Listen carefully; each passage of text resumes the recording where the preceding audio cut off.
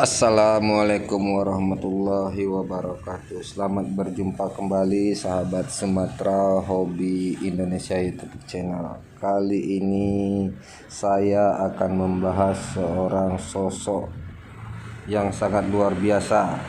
Sahabat Sumatera Hobi Indonesia, video ini saya buat sebagai video respon dari broadcast Deddy Corbuzier.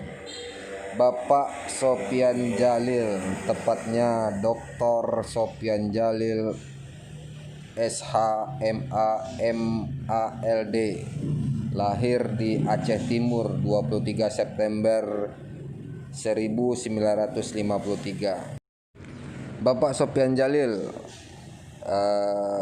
ada guyonan mengatakan siapapun presidennya, menterinya tetap Bapak Sopyan Djalil. Bayangkan sahabat, 6 jabatan menteri pernah dipegang Bapak Sopyan Djalil, dari 2 presiden, Susilo Bambang Yudhoyono dan Presiden Joko Widodo, dan sederet prestasi lainnya, komisaris utama sampai dosen-dosen seperti dosen Unpad pasca sarjana dari 2001 hingga sekarang, dosen pasca sarjana hukum UI sampai sekarang dari tahun 2000, dan dosen Fakultas Ekonomi UI serta Magister Manajemen UI dari 1993 hingga sekarang. Dalam video respon ini saya akan mengambil beberapa ilmu yang mungkin saya pikir sangat-sangat bermanfaat. Untuk itulah video respon Deddy Corbuzier broadcast ini saya buat untuk sahabat agar bisa bermanfaat. Oke sahabat, untuk tidak berpanjang lebar lagi, mari kita mulai, dan jangan lupa subscribe, like, comment, and share, termasuk broadcastnya Deddy Corbuzier ya. Om Deddy, maafkan kalau saya ambil video Anda. Pak Jokowi tahu bahwa akan ada demo. Oh, tahu pasti. Cipta kerja, Iya. mengurangi korupsi. Apa Bakal hubungannya? menghilangkan korupsi. Bayangkan begini. 5, 4, 3, 2, 1, close the door. Depan saya ada Bapak Menteri Sopyan Djalil. How are you, Oh, great. brother? Kan itu seumuran, Pak ya. Oh, iya, lebih kurang. Lebih keras seumuran. Saya 40 lebih. Iya sama lah Pak, kita 40 lebih juga Pak. Sama. Bro, ini adalah orang pertama kali yang mencetuskan Omnibus Law. Kebetulan. Yang membuat demo di mana-mana. Terus heboh, terus ribut kemana-mana. Kok bisa Bapak waktu itu mencetuskan Omnibus Law gitu Pak? Anyway, sebelum Bapak jawab, buat Anda yang tidak tahu, Bapak Sopyan Djalil ini adalah Menteri Teh Botol. Siapapun presidennya, dia menterinya. Iya Pak, kenapa bisa ada Omnibus Law Pak? Karena saya ini mengetahui bahwa masalahnya adalah negeri ini terlalu banyak aturan. Terlalu banyak aturan. Terlalu banyak aturan. Waktu saya ada menteri di Bappenas, kita pernah menghitung ada 42.000 peraturan di Republik ini. Yang satu sama lain bertentangan, yang satu sama lain menjegal, yang kadang-kadang menurut undang-undang ini benar, menurut undang ini tidak benar. Kita lakukan menurut undang-undang ini, tapi dipidana menurut undang ini. Itu terjadi. Itu beneran Pak? Benar, orang-orang BPN. How do you know the Omnibus Law yang Bapak, ini kan Bapak Sopyan Djalil, Anda adalah orang yang mencetuskan Omnibus Law. Ya, benar dulu ya itu ya. Konsep Omnibus Law, tapi bukan Satgas Pak ya? Bukan. Jadi Omnibus Law itu adalah konsep, ya. Konsep ini konsep besar. Yang kebetulan saya membicarakan dengan Pak Presiden, dengan Pak Menko, dan kemudian Presiden adalah very good listener, dan beliau mengadopsi semua advice yang baik. Oke. Kemudian itu dikerjakan oleh pemerintah, dan ketua tim ada Menko. But how do you know kalau Omnibus Law will bring greater to this country? Sedangkan di awal aja tuh Bapak nggak lihat halte dibakarin, ribut, berantem. Begini, yang pertama bahwa secara teori dan praktek di berbagai negara, begitu kita hadapi banyak regulasi yang bom yang saya sebutkan tadi, itu kalau kita tidak clear nggak akan bisa bergerak mana-mana, ya kan? Misalnya kita tahu ada masalah, yang kalau kita tidak mengatasi masalah tersebut maka masalah itu akan tetap ada, ya. Nah, Indonesia, kenapa kita nggak bisa menciptakan kerja lebih banyak? Kenapa pertumbuhan ekonomi kita cuma 5%? Karena begitu banyak hambatan regulasi. Maka regulasi itu yang harus di-streamline, diurus, dibereskan, disinkronkan gitu loh. Nah, diidentifikasi dan menciptakan lapangan kerja ada 79 undang-undang yang mempengaruhi menjadi hurdle, menjadi penghambat dari penciptaan lapangan kerja. Maka itu Presiden memerintahkan kepada semua menteri yang terkait streamline, bereskan, sinkronkan. Nah, kemudian dibikinlah tim berbagai menteri diketuai oleh Menko Perekonomian. Dan untuk diketahui Pak Deddy, kebijakan publik yang baik biasanya tidak populer jangka pendek. Tidak populer di jangka pendek. Ya. Kenapa bisa tidak? Kenapa bisa? Ini kan dua hal yang berbeda. Kebijakan yang baik tidak populer. Bukankah logika analogi berpikir kebijakan yang baik harusnya populer? Bukan. Atau salah menyampaikannya, Pak? Itu salah satu. Salah menyampaikan. Kemudian kebijakan yang baik kadang-kadang adalah agak painful, ya kan? Seperti obat lah. Kalau Anda ingin manis, sakit diabetes Anda. Tapi kalau Anda ingin diabetes tidak ada, jangan banyak makan yang manis. Bahkan kalau obat itu dikasih yang pahit, gitu ya. Begitu juga public policy for a better of this nation, maka undang-undang yang begitu banyak harus kita sinkronkan. Kalau misalnya presiden tidak mau populer, tidak ada demo, jangan lakukan apapun. Tapi akibatnya apa? Jutaan orang akan tetap menganggur. Tapi memang komunikasi tadi, termasuk saya ikut bersalah. Komunikasi kita itu sekarang sulit sekali. Kenapa? Informasi begitu banyak, berselewaran. Orang akan sulit memfilter. Kalau orang nonton podcastnya Deddy, 10 juta orang, 1 jam, dan serius dengar, mungkin mendapatkan informasi yang utuh. Tapi kan jarang sekali, sedikit sekali waktu kita yang bisa melihat itu. Banyak sekali orang tuh bereaksi berdasarkan headline. Ya, headline itu kemudian kan biasanya media itu suka eye-catching. Headline ditulis apa, isinya lain. Tapi orang sudah bereaksi berdasarkan headline. Yang terjadi hari ini, demo banyak sekali adalah karena sebenarnya salah paham atau a priori tanpa mengerti masalah secara utuh.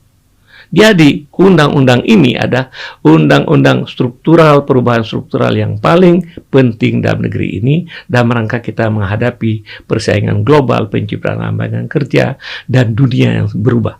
Ke depan akan lebih banyak lagi perubahan-perubahan harus kita lakukan karena perubahan teknologi. Kalau Pak Sofyan, Bapak kan menteri, Pak ya? Ya. Menteri, nggak mungkin ada menteri miskin tuh, nggak mungkin lah ya. Udah namanya menteri. Kenapa jam tangan Bapak jam tangan murah, Pak? Jam tangan kan fungsi aja. Ya, tapi kan biasanya kan orang pakai Rolex, pakai apa gitu, Pak. Ini kenapa jam tangan Anda digital aja gitu, nggak ada apa-apanya gitu, Pak? Siapa nggak jam-jam? Iya memang, tapi kenapa? Ini bukan pencitraan kan, Pak? Bukan. Itu jam ini ada pertama ini kalau jalan saya itu bisa tahu berapa langkah, heartbeat. Nanti Anda kalau meeting nggak dilihat, ini kok jamnya jam tangan plastik gini gitu. Gini kan ini bener kan? Saya udah tadi lihat, ini jam tangan. Bukan masalah ada uang atau tidak, ya kan? Uang nggak bunyi, ya kan? Tapi kalau untuk uang kekayaan pejabat ada di LHKPN. Saya cuma agak sedikit ini bahwa LHKPN tidak menanyakan berapa pajak dibayar, harusnya berapa pajak dibayar sekalian. Harusnya ya. Ya, saya bisa dalam hal itu, ya kan?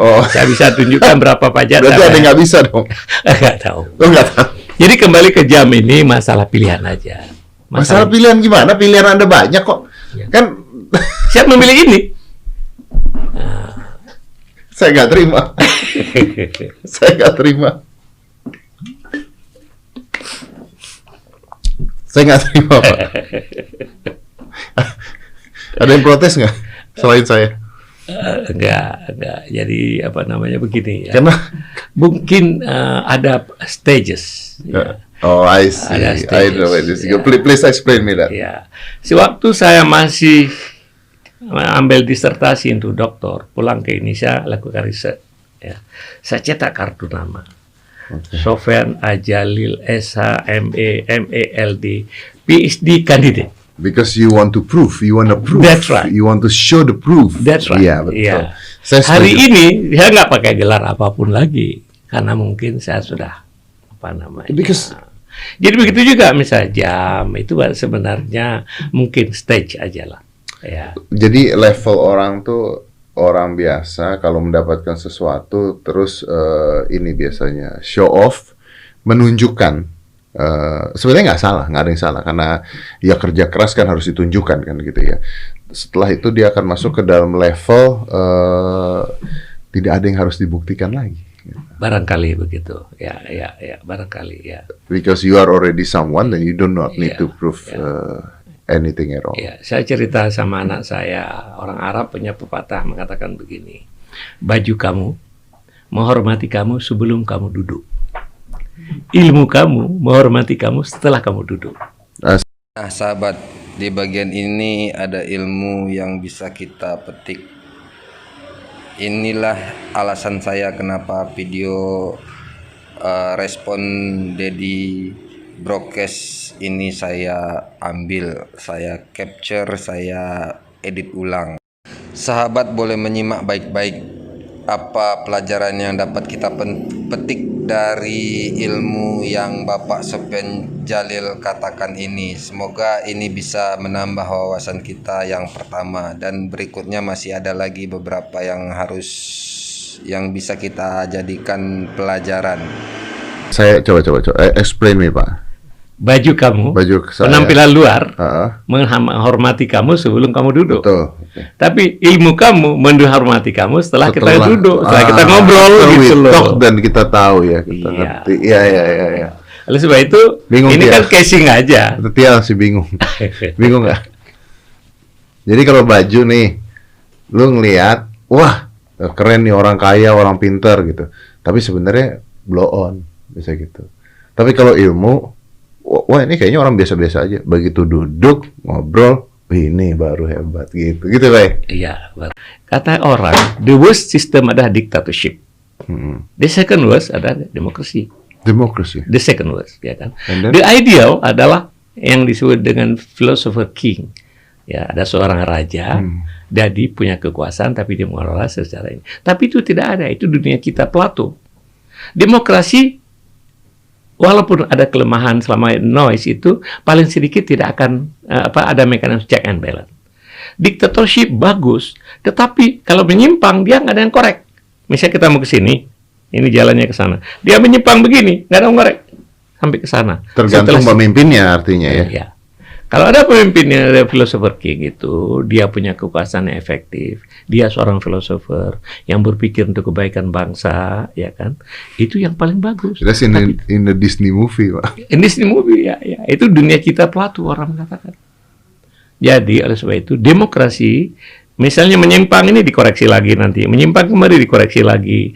Memang ini take time, noisy, tetapi sustainable. Pelajaran kedua setelah yang tadi adalah demokrasi, ada diktator, dan ada kerajaan. Ada teori yang disebut dengan morphic field. Nah, ini dia sahabat, satu lagi ilmu teori morphic field. Dan saya yakin sekali Bapak Sofyan Jalil sangat percaya dengan teori ini. Karena itulah dia menyebutkan dalam broadcast Dedi ini. Nah, apa itu morphic field? Nah, silahkan lanjut dengarkan broadcast Dedi. Oh ya sahabat, kalau mau lebih lengkapnya tentang broadcast Dedi ini, silakan sahabat tonton broadcast Dedi ini sampai selesai, karena saya di sini hanya cuplikan-cuplikan ilmunya yang saya anggap bermanfaat untuk dibagikan kepada kita semua. Makanya saya mengambil ini. Morphic field adalah kalau Anda pergi ke Singapura langsung berubah perangai Anda, ya. Ya. Kenapa?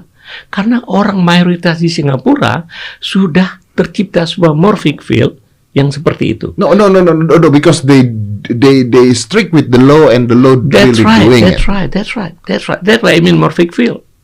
Nanti, ya, itu ada cerita. Di Jepang ada pulau kosong. Karena pulau kosong itu ada monyet. Monyet itu berkembang cepat sehingga kurang makanan. Disuplailah makanan, ya, tambahan, kentang atau apa begitu. Kemudian satu kali seekor monyet, entah sengaja entah enggak, dia kena air asin, dia makan. Begitu dia makan, terasa enak. Semua monyet berikutnya, suplai berikutnya melakukan hal yang sama. Yang menarik, di pulau yang berbeda, ada di pulau yang I understand, di pulau yang berbeda, yang bahkan tidak pernah bertemu dengan monyet itu bisa tiba-tiba melakukan hal yang sama. Betul. What is that? Karena morphic field tadi sudah ditangkap oleh frekuensi. Jadi kalau kejahatan, berita yang Tunggu. Sorry, saya mau keluar kata-kata kasar. That's some mystical shit. Karena I know that. Jadi ini ya, kalau buat ada yang nggak ngerti ya. Ini misalnya ada monyet nih. Ini beneran monyet. Dia diajarin sama orang untuk misalnya nangkep ikan pakai bambu gitu ya. Diajarin sama orang di sini.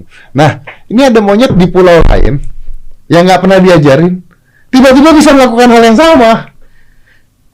Itu. Ya, tapi masalahnya yang penting monyet ini jangan satu, harus kita ciptakan sebuah population, tercipta sebuah tapi gimana dia bisa nyampein ke sini gitu loh? Frekuensi kita You believe that? Ya, kenapa kita berkomunikasi ini? Saya bisa berkomunikasi anak saya di mana gitu? Karena kita terhubung dengan frekuensi. So you believe that our brain have that frekuensi Pak untuk nyampein hal itu semua? Anda percaya hal itu? Kenapa itu yang menjelaskan agama-agama besar berkembang sangat cepat? Islam misalnya, dimulai dengan satu orang. Dalam tempo 20 tahun, sebuah community di Jazirah Arab diubah. Dalam tempo kurang dari 100 tahun, seluruh kawasan region itu menjadi dari bangsa yang begitu barbar menjadi bangsa yang civilized. Buddhis dimulai oleh Siddhartha Gautama. Dalam tempo begitu cepat. Harus kita ciptakan dulu sebuah komunitas orang-orang yang subscribe to the same idea. Kalau sudah tercapai end population, yang berikutnya akan dia ikutin, akan langsung perangai orang itu. Jadi kalau misalnya yang Anda bicara di media sosial yang kasar itu, semakin banyak, semakin ikut. Tapi lalu nanti kita bisa ciptakan generasi yang baik, generasi yang bagus, yang akhlak yang mulia, yang karakter yang baik, yang menyuarakan nilai-nilai yang baik. Kemudian orang akan malu kalau keluarkan angka-angka di media, suara-suara kata-kata kasar di media sosial. Itu yang terjadi kalau Anda pergi ke Singapura, langsung jadi berubah kayak orang Singapura. Begitu kembali kemari, berubah lagi. Buang sampah lagi sembarangan. Iya benar. Itu tadi because of morphic field. So this apa namanya tadi Bapak bilang? Morphic field. Morphic Field. Okay. So you believe that as human being atau makhluk ciptaan Tuhan dan sebagainya itu bisa berkomunikasi melewati frekuensi tanpa bicara ya? Yep. Melewati frekuensi. Yep. Okay. Is that being proven? Nanti tapi itu terlalu teknis ya, kita bicarakan DNA bagaimana misalnya seorang DNA yang berbeda ya, you know that right? Bahkan saya percaya kita bisa bicara sama pohon, bicara itu juga ya. Orang Bali itu melakukan itu. Kan ada percobaan yang air dikasih musik rock, dikasih musik rohani, dikasih musik klasik, terus beda dia punya kristal-kristal airnya beda. So even water can listen to it gitu loh. Saya dapat wisdom itu dari orang Bali. Orang Bali kalau menjelang hari raya Galungan, datang ke sebuah pohon, bilang kai berbuahlah yang banyak. Kami membuat pesta Galungan. Dia ketok-ketok semua pohon, ngomong. Itu kalau pesta Galungan di Bali, all kind of fruit you can find it. Saya coba. Di depan rumah ada pohon mangga, ada pohon ini. Saya ngomong sambil bersihkan, sambil pupuk. Saya ngomong, jambu-jambu berbuah yang banyak bermanfaat untuk manusia. Buahnya banyak sekali. Ibu saya waktu saya kecil, saya suka ibu saya di sawah. Ibu saya nyanyi sepanjang sawah untuk menghibur padi. Padi kami selalu jadi. Saya kemudian menemukan teman di sini melihara udang. Dia setiap hari pergi pagi nyanyi uro-uro kata orang Jawa ya. Uro-uro menghibur udang. Hasilnya top. Mungkin ini yang dikatakan dalam agama, sesuatu yang diucapkan itu adalah doa. Jadi jangan pernah mengatakan hal jelek apalagi untuk anak kita sendiri karena merupakan sebuah doa. Itulah agama Islam selalu mengatakan doalah, berkatalah yang baik karena itu akan bisa menjadi sebuah doa yang baik pula. Oke sahabat, mungkin itulah yang saya bisa sampaikan kepada sahabat Sumatera Hobi Indonesia tentang pelajaran yang bisa dipetik dari broadcastnya Deddy Kobuser bersama Bapak Sopyan Jalil. Untuk mengetahui broadcast Deddy Kobuser ini secara lengkap bersama Bapak Sopyan Jalil, sahabat silahkan buka channel YouTube-nya Om Deddy Kobuser Broadcast. Oke sahabat, saya telah menyampaikan beberapa hal yang mungkin saya anggap perlu dan penting untuk kita pelajari bersama. Jika sahabat pengen melanjutkannya, silahkan buka channel YouTube-nya Om Deddy Kobuser bersama Bapak Sopyan Jalil yang membahas tentang masalah Undang-Undang Cipta Kerja. Oke sahabat, terima kasih banyak telah menyaksikan channel YouTube saya ini. Saya berdoa semoga kita sehat walafiat. Untuk itu saya mengucapkan terima kasih banyak telah menyaksikan. Assalamualaikum warahmatullahi wabarakatuh. Segala kekurangan hanyalah milik saya dan segala kelebihan hanyalah milik Allah.